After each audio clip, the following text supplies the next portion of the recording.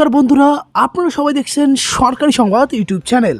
বন্ধুরা, বর্তমানে আপনারা দেখছেন এই মুহূর্তের পাওয়া সবচেয়ে বড় খবর, মানে একদম বিগ ব্রেকিং নিউজ। বন্ধুরা, চাপে শুভেন্দু, গ্রেপ্তার হতে পারেন শুভেন্দুর ভাই সৌমেন্দু। শ্মশান দুর্নীতি মামলায় চার্জশিট দিল পুলিশ। পুলিশের জিজ্ঞাসাবাদের মুখোমুখি হয়েছিলেন তিনি। একাধিকবার পুলিশ তাকে থানায় ডেকে জিজ্ঞাসাবাদ করেছিলেন। এবার শ্মশান দুর্নীতি মামলায় চার্জশিট জমা দিল কান্দি থানার পুলিশ।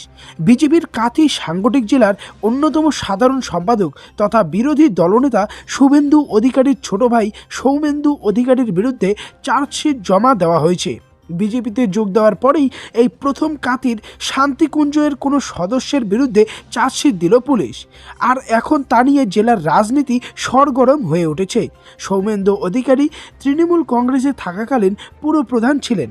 তখন কাঁথি শহরের একটি শ্মশান সংস্কারের দুর্নীতি করেছিলেন বলে অভিযোগ, তাই মামলা দায়ের হয়েছিল। কাঁথি থানার সূত্রে খবর, সাম্প্রতিক তমলুকে বিশেষ আদালতে চার্জশিট জমা পড়েছে।